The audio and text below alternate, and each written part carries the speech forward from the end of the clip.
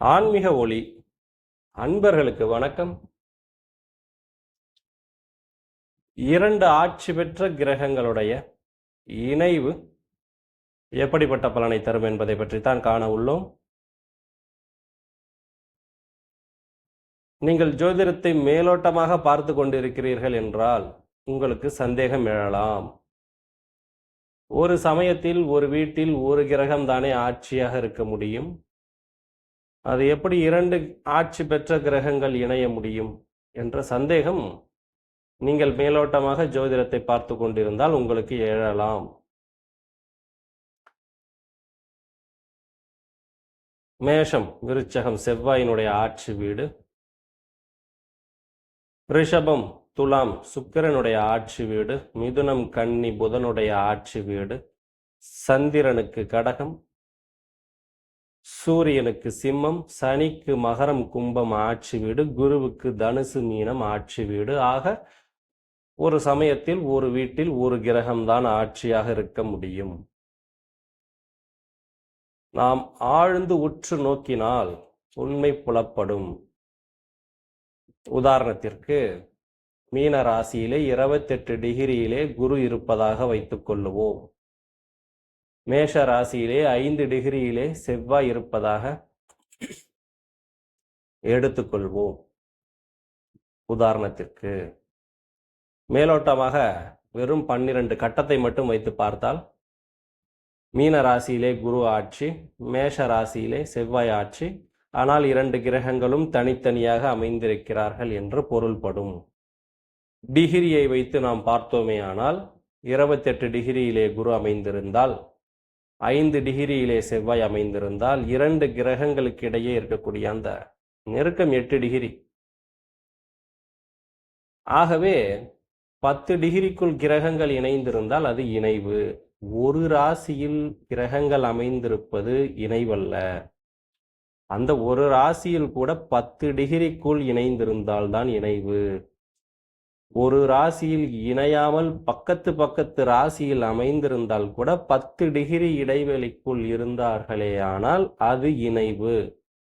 ஆகவே நாம் உதாரணத்தில் கண்டது போல மீனத்தில் 28 டிகிரியிலே குரு அமைந்து மேஷத்திலே 5 டிகிரியிலே செவ்வாய் இருப்பாரேயானால் இவர்களுக்குள் இணைவு உண்டு. ஆகவே ஆட்சி பெற்ற குரு மீனத்தில் ஆட்சி பெற்ற குரு, செவ்வாய் மேஷத்தில் ஆட்சி பெற்று இந்த 2 ஆட்சி பெற்ற கிரகங்களுக்குள் இணைவு ஏற்படும். 2 ஆட்சி பெற்ற கிரகங்களுக்கு இடையே ஏற்படக்கூடிய இணைவு எப்படிப்பட்ட பலனை தரும்?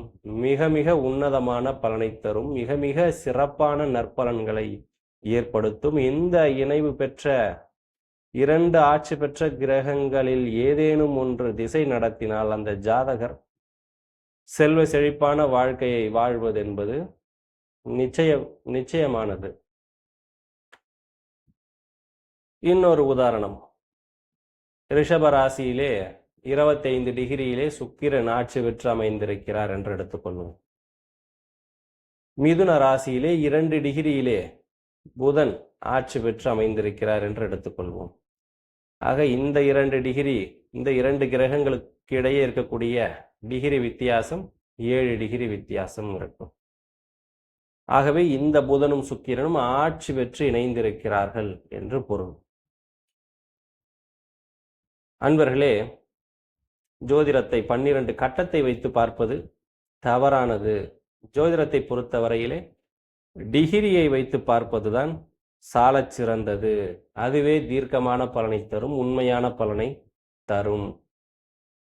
ஒரு உதாரணத்திற்கு, ஒருவருக்கு மேஷ லக்னம் 2 டிகிரியிலே விழுந்திருப்பதாக எடுத்துக்கொள்வோம். மீன ராசியிலே 25வது டிகிரியிலே சந்திரன் இருப்பதாக எடுத்துக்கொள்வோம். 28 டிகிரியிலே குரு இருப்பதாக எடுத்துக்கொள்வோம். நீங்கள் மேலோட்டமாக பார்த்தால் மேஷ லக்னத்திற்கு 12வது வீட்டிலே குருவும் சந்திரனும் மறைந்து விட்டார்கள். அந்த குரு சந்திர யோகம் மீன ராசியில் ஏற்பட்டு லக்னத்திற்கு 12லே மறைந்து விட்டது. ஆகவே மறைந்த இந்த குரு சந்திர யோகம் பலனை தராது என்று நீங்கள் எண்ணக்கூடாது. 25 டிகிரியிலே சந்திரன், 28 டிகிரியிலே குரு. ஆக இவர்களுக்கிடையே 3 டிகிரி வித்தியாசத்தில் மிக நெருக்கமாக அமைந்திருக்கிறார்கள் மீன ராசியிலே. இது குரு சந்திர யோகம். லக்னம் எங்கே அமைய பெற்றிருக்கிறது? மேஷ ராசியில் 2 டிகிரியிலே அமைய பெற்றிருக்கிறது. இந்த லக்னம் இந்த சந்திரனுக்கும் குருவுக்கும் 10 டிகிரிக்குள்ளே இருக்கிறது. ஆக சந்திரனுக்கும் லக்னத்திற்கும் 8 டிகிரி வித்தியாசம், குருவுக்கும் லக்னத்திற்கும் 5 டிகிரி வித்தியாசம். ஆக லக்னம், குரு, சந்திரன் இந்த மூன்றும் இணைந்திருக்கிறது. ஆகவே இங்கே 12வது வீட்டிலே குருவும் சந்திரனும் மறைந்து விட்டார்கள் என்று நாம் பலன் எடுத்துக்கொள்ளக்கூடாது. இங்கே லக்னம், சந்திரன், குரு மூன்றும் 10 டிகிரிக்குள் இணைய பெற்று மிக மிக வலிமையான ஒரு நிலையை பெற்றிருக்கிறது என்று பொருள். இந்த லக்னத்திற்கு முன்பின் 10 டிகிரியை தள்ளி இருந்தால் அது இணைவில்லை என்று நாம் எடுத்துக்கொள்ளலாம். உதாரணத்திற்கு மீன ராசியிலே 2 டிகிரியிலே சந்திரனும் 5 டிகிரியிலே குருவும் இருக்கிறார்கள் என்று எடுத்துக்கொள்ளலாம். மேஷ ராசியிலே 2 டிகிரியிலே லக்னம் இருப்பதாக எடுத்துக்கொண்டால் இதை நாம் இணைவாக எடுத்துக்கொள்ள முடியாது. லக்னத்திற்கு 12வது வீட்டிலே குருவும் சந்திரனும் இருக்கிறார்கள் என்றுதான் எடுத்துக்கொள்ள முடியும். ஆனால் லக்னத்திற்கு 10 டிகிரிக்குள் இவ்வாறு அமைந்திருந்தால் அது லக்னத்தில் இருப்பதாகத்தான் பொருள். ஆகவே அந்த அமைப்பு மறைவாக நாம் எடுத்துக்கொள்ள முடியாது, மிகுந்த நன்மையை செய்கின்ற அமைப்பாகத்தான் நாம் எடுத்துக்கொள்ள முடியும். அன்பர்களுக்கு இந்த செய்தி மிக மிக பயனுள்ளதாக இருக்கும் என்று நான் நம்புகிறேன். ஆக ஒரு ஜோதிடத்தை பொறுத்தவரையிலே 12 கட்டம் என்று பார்ப்பதை விட 360 டிகிரி என்று பார்ப்பதுதான் மிக மிக முக்கியம். இது போன்ற மேலும் ஒரு ஆன்மீக தகவலுடன் உங்களை சந்திக்கும் வரையில் உங்களிடமிருந்து விடைபெறுகின்றேன். அன்பர்கள் என்னுடைய சேனலுக்கு சப்ஸ்கிரைப் செய்து எனக்கு வலிமை சேர்க்கும்படி அன்போடு கேட்டுக்கொண்டு உங்களிடமிருந்து விடைபெறுகின்றேன். நன்றி, வணக்கம்.